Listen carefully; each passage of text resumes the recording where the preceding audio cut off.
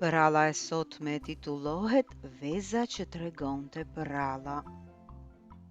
Një herë një kohë, në një hambar të vogël komod, të vendosur midis kodrave, ishte një vezë që nuk ngjante me asnjë tjetër. Kjo vezë e lëmuar dhe krejtësisht e rrumbullakët dinte të tregonte histori. Ndërsa vezët e tjera në fole kënaqeshin thjesht duke pushuar, duke pritur që ngrohtësia e diellit t'i ndihmonte të çelin, kjo vezë kishte një qëllim tjetër. Kishte një sekret. Mund të fliste.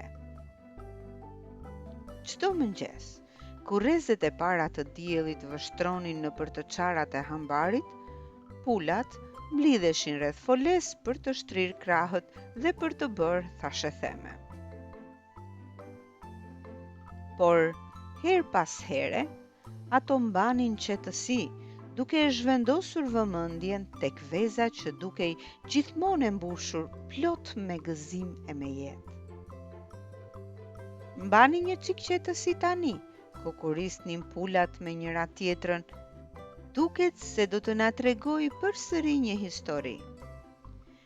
Dhe me siguri, veza do të fillonte në fillim të bënte një krak të vogël, përgatiste mirë grykën, duke e qëruar zërin, dhe pastaj do të fillonte të sajonte historitë më të lezetshme.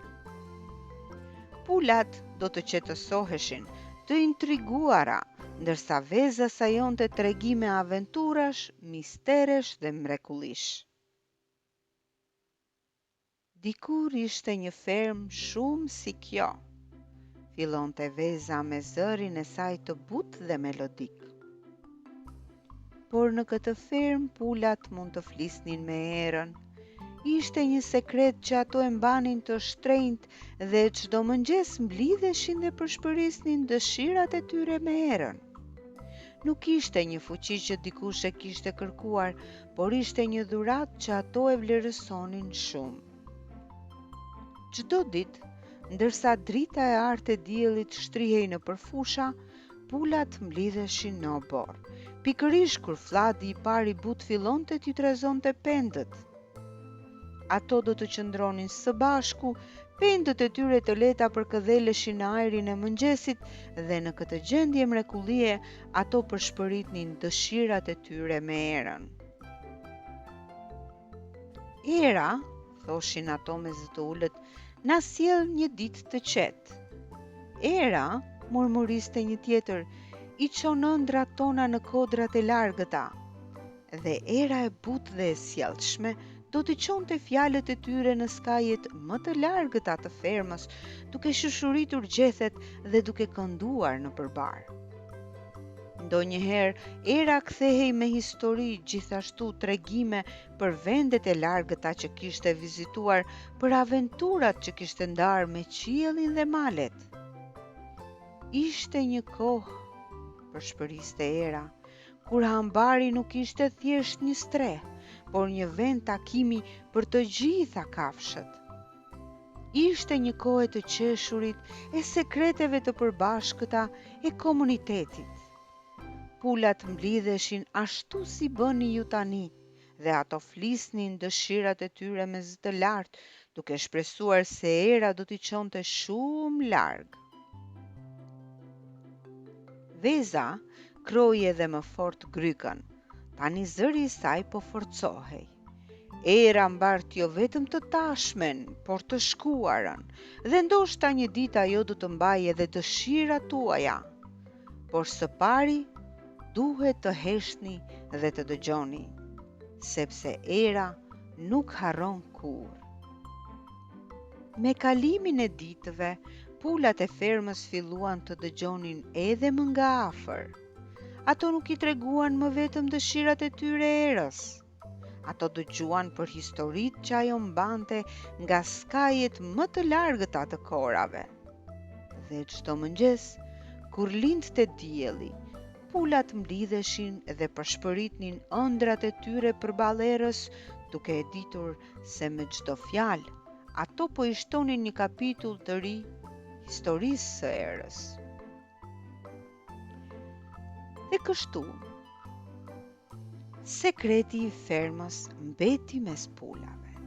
Ato e dinin se era nuk ishte thjesht një lajmëtar, ishte një mbajtës historish, një koleksionist ëndrash dhe një shoqërues i heshtur për të gjithë ata që kujdeseshin mjaftueshëm për të dëgjuar.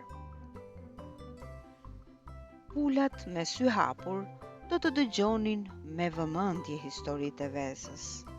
Atyre ju pëlqente të dëgjonin për vendet e largëta, imagjinonin krijesat magjike dhe ngjarjet misterioze që dukej se shpaloseshin në çdo histori të saj. Zëri i vezës ishte aq qetësues dhe magjepsës, sa dukej sikur vetë hambari mbante frymën për të dëgjuar. Një ditë, një pulë e re, kurioze, me emrin Pip, e pyeti: "E dashur vezë, nga i merrni këto histori?" Veza ndaloi sikur po mendonte të përgjigjej me kujdes. "Unë vi nga një vend ku lindin histori, një botë ku çdo vezë ka një përrall për të treguar. Por këto histori, e dashur Pip, vijnë nga vetë zemra e fermës, nga shpirti i saj, nga kujtimet e saj, dhe ndonjëherë nga ëndrat e pulave që pushojnë në nyje." Pulat guxuan me frikë, të magjepsura nga natyra misterioze e vezës. Por jo të gjitha ishin të bindura.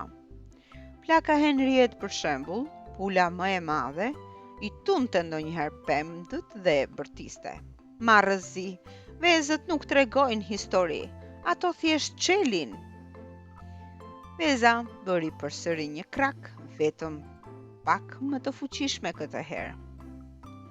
"Ah, Henrieta," tha me zë të ulët, "vetëm nëse do të dëgjoje, të heshtësh dhe të dëgjosh, mund të dëgjosh më shumë se bota jashtë. Ndonjëherë historitë më të mëdha janë thurur nga heshtja, sepse ato burojnë nga brenda nesh, dhe ndonjëherë nuk është çelja ajo që ka rëndësi, është pritja, dëgjimi dhe besimi." Pulat ranë në një heshtje të mendueshme. Hambari tani ishte i mbushur me një lloj magjie paqësore. Më në fund, ankimet e zakonshme të Henrietës pushuan. Ajo pa mirë vezën, pastaj pulat e saj, dhe bëri një tundje të vogël të kokës. "E dini çfarë?" tha ajo duke buzëqeshur. "Unë mendoj se do të doja të dëgjoja më shumë histori."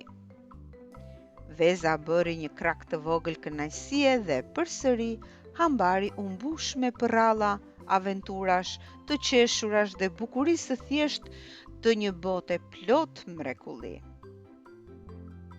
Që nga ajo ditë, çdo pulë, e re apo e vjetër, do të mblidhej rreth vezës, e etur për të dëgjuar historinë e radhës. Ato e dinin se çdo krak në vezë ishte një derë për një botë të re. Dhe megjithse veza nuk u çel kurrë, nuk kishte nevojë, sepse ajo e kishte gjetur qëllimin në mënyrën më të bukur të mundshme, duke treguar histori që i bënin të gjithë të ndiheshin më pak të vetmuar në botë dhe më shumë të veçantë.